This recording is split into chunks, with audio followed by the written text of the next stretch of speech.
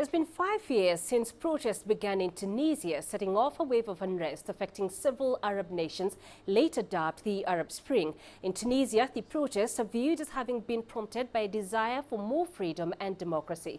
5 years later, Tunisia now has a new constitution and has held free elections. The country, however, continues to face numerous challenges, key among them jihadist violence and a struggling economy. Adnan Medeb participated in the protests that eventually toppled then-President Ben Ali. We asked him if the change he sought has now been realized.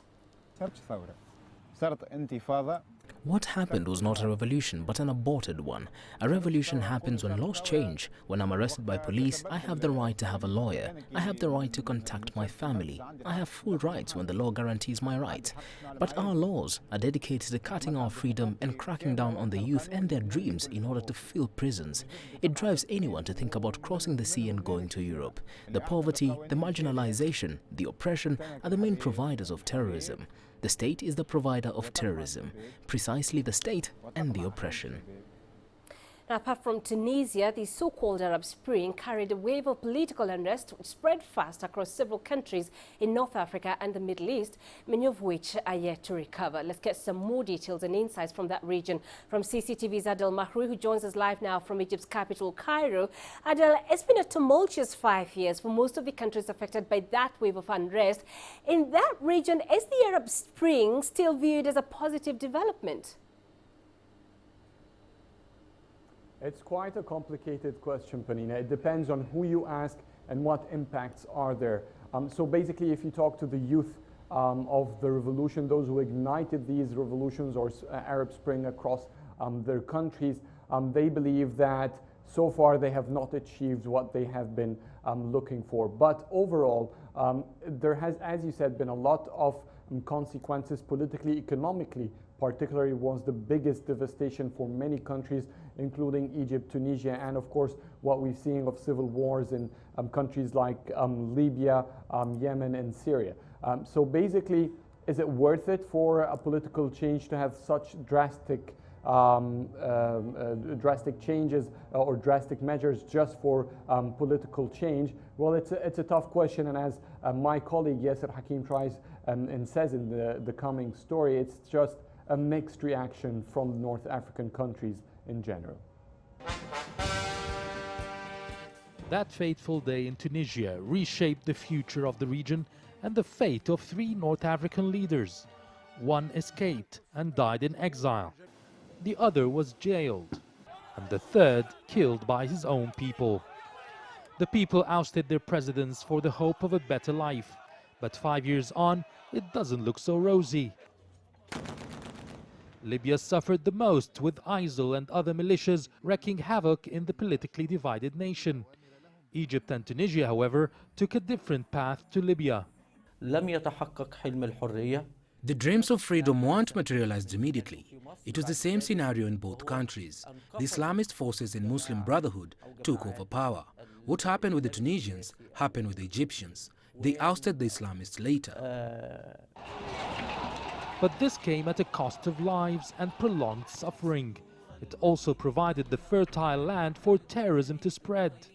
And eventually, the economies of the 2 countries and vital industries such as tourism were hit by the political unrest. Where are these states from the development they seeked in their uprisings? They revolted against poverty, but we are more poor now. There is more unemployment in these countries, and they all still need to counter the growth of corruption. Though many now are doubting the benefits of these uprisings, the changes have brought in a new sense of belief. These revolutions led to important changes in the Arab world and in the powers leading us to the future. No one will be able to totally control or be authoritarian in the Arab world or Arab countries. Leaders now cannot ignore the lessons learned from the Arab revolts. The feelings are mixed towards the uprisings of 2011, but one thing's for sure, it's been 5 years since the unrest, and yet there's still a lot of rebuilding to do. Yasser Hakim for CCTV, Cairo. All right, so let's go back to Adel in Cairo. So Adel, many of the factors that led to that wave of unrest are still prevalent in most of those countries.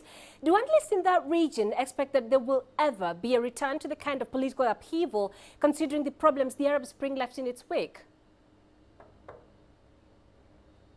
Well, this is what we have seen in countries like Tunisia, for example, and sort of in Egypt, not exactly the same, but what we've seen in Egypt and the counterpart for example, President el-Sisi in Tunisia comes from the same background and supported by the same social classes that used to give support to President Zain al-Abidin Ben Ali.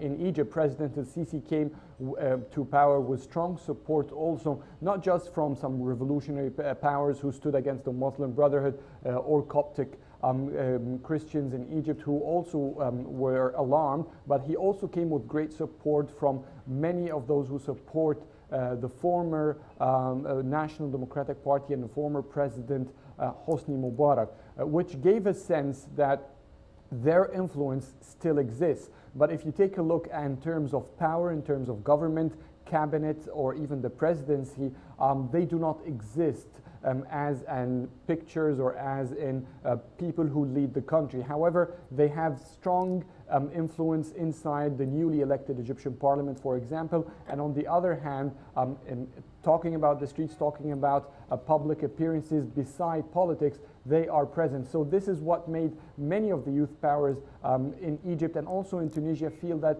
they still need change. They haven't achieved what they have been aspiring in 2011 and what drove them to that. So overall, 5 years into these uprisings, many are still asking for more change across these countries, but in addition to the state, they have worsened their economic situation of the countries, and also insecurity has become a trend with a significant rise in militant attacks or terrorist attacks in these countries. And as I said earlier, in some countries it turned into a civil war that is still ongoing and threatening the entire region. All right, Adel Mahri live in Cairo. Many thanks, Adel.